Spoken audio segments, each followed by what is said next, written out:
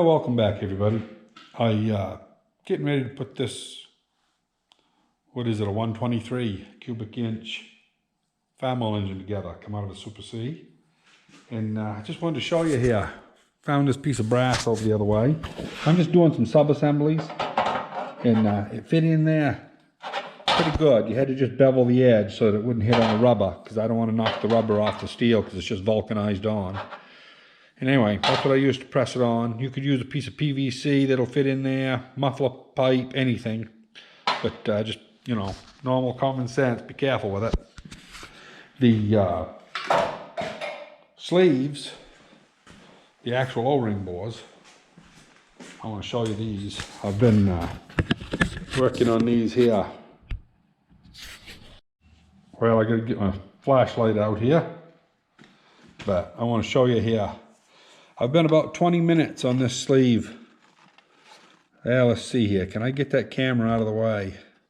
I don't know if you can see that or not, but there's bright metal around there. And yeah, it looks pretty, whoop, I keep getting that damn thing in the way. Anyway, this one over here, you notice you can't see nothing, it's just brown rust. Takes about 20 to 30 minutes to do one cylinder. I got that one done. I'm going to start on this one next. I'm not going to film any of it because it's just nothing but grunt work. And anyway, today's going to be a sub-assembly day. You know, I'm going to get this all ready to put together, probably get the camshaft and lifters into it. You know, stuff like that. Just getting it ready for when I get the main bearings. And if I don't get the main bearings, probably by Tuesday or Wednesday, I'm going to put the old bearings into it. Just two of them, of course. And just on each end. And I'll put a sheet of paper in there so that the seal will be where it's going to belong. Because, you know, I'm only another 10 thousandths under, which is 5 thousandths to a side. So if I get a piece of paper in there, maybe 2 layers thick, that'll take up about 5.5 thousandths. I'll be pretty close where I need to be, and I can start putting the rest of the stuff together, and then I can roll those bearings out and put new ones in when they come.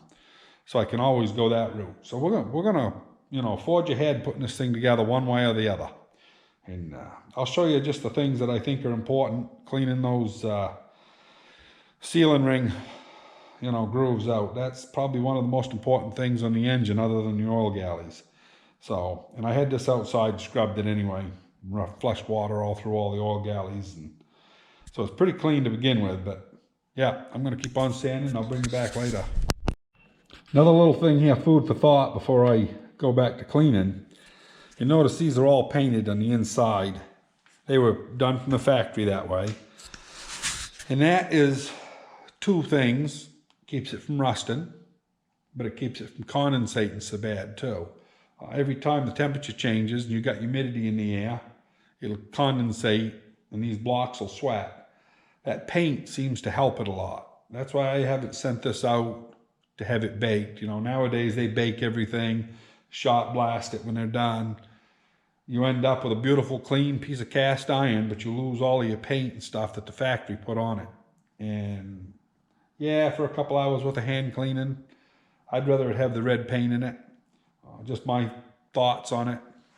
I've rebuilt a lot of engines and I've taken the paint out of a lot of them. So, you know, it's neither here nor there, but I'm going to elect to keep it in there. Anyway, I'll bring you back later. Well, I've been sanding on this pretty much all day. Where we had water in this, man, that lower groove there for the seal was a son of a gun. And I'm still having trouble getting these guys all to fit. I mean, these ones here fit fine, but I've also just got done sanding them. So, you know, just keep at it.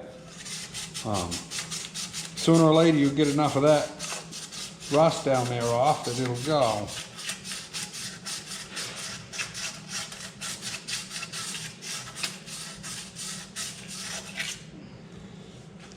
Anyway, we'll try it one time here with the camera on. If it doesn't go this time, then I'll do it off camera, because ain't no sense bore you with it.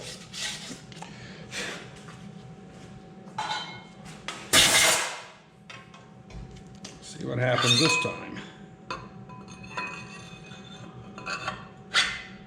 Oh, almost.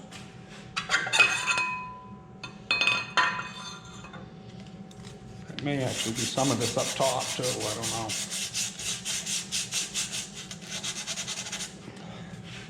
Rust everywhere.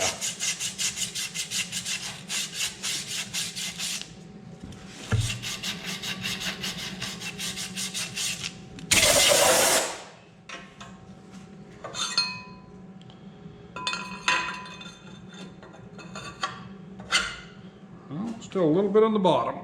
Yeah.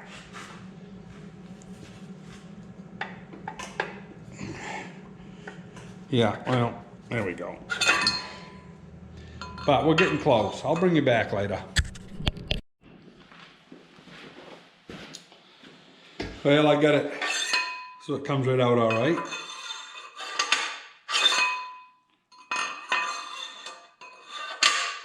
If you can't pick them out from the top with your couple of fingers, you probably ought to look for wherever they're tight.